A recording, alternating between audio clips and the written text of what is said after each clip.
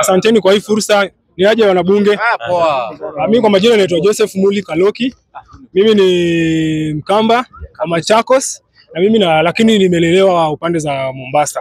Huku nimekuja kutafuta tu ajira kwa hustle. Kitu cha kwanza nataka kuambia vijana. Kitu cha kwanza kwa vijana. Sawa, vijana tusitumiwe vibaya. Kwa sababu gani? Mnaambiwa si ati kazi ziko ati kazi ziko. Kazi ziko wapi? Kitu cha kwanza kwa mtu ambao unaweza jenga kazi kuliko kungojea kazi upatiwe kazi. Kazi kama kuna uko na hata 1500. Kuna hata kazi mnasema ati hakuna kazi. Sasa ni watu vijana gani wa Burundi hapa wanazungusha kahawa? Hiyo si kazi. Mtu anaweza kutoka chini kina Wanjige wao kwanza ati from watu wameanza tu from watu wale pale walianza. Kina Sonko wao kwanza from nini? Hiyo 1500 unaweza uanzisha uzungushe kahawa. Kesho kesho ufungue kioski yako pale, ufungue hoteli yako. Kesho ufungue hoteli yako. Kesho ukue na pesa yako na gari yako. So usitegemee kazi ati kazi. Kazi hakuna Kenya, kazi ni kidogo. Na ile population iko hapa sasa ni kubwa. Haiwezi kudumu kwa kila mtu apate kazi. Tusidanganyane. Mnalaumu Ruto bure, hata Gachagua kuja, hata acha Gachagua. Na pole kwa Mungu kusema hata Yesu akuje. Kazi hakuna. Kazi ziko ni kidogo sana. So kile kiko ni wewe ujikelishe chini na uangalie maono yako, unataka kwenda wapi. Na kama unataka kwenda wapi, unataka kesho useme mimi nataka by 2030 nikuwe na kazi yangu, nikuwe na nino yangu. Believe me not, kama una maono yako umeweka. Lakini usiache mambo ya siasa, unaenda unapigana huko, unarusha mawe na nini, unajua sita time yako, unapigwa risasi, unafanya nini, watu wengi wanalia bure.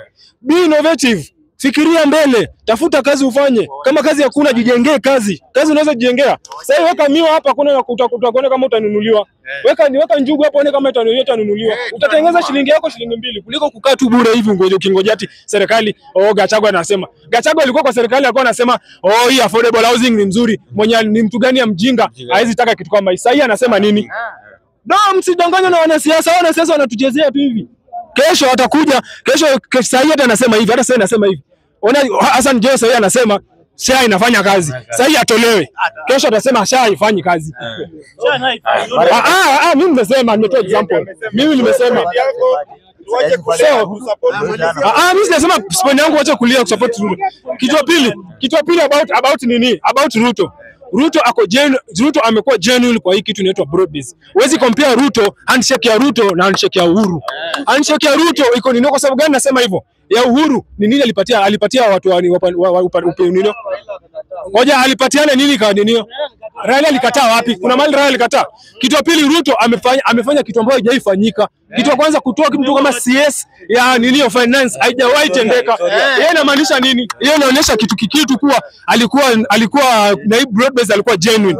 So about Ruto kumlaumu kwa sababu Ruto. Mpatieni Ruto, mnamcompare Ruto na Uhuru na miaka 3. Mbona msimcompare Ruto miaka yake 10, mseme hivi na hivi borgini yake? Atakuwa na nini?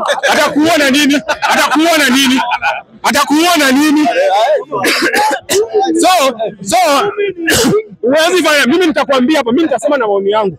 Kenye Ruto amefanya kwa hii miaka 3, huwezi compare ile Uhuru alifanya kwa miaka 3 yake.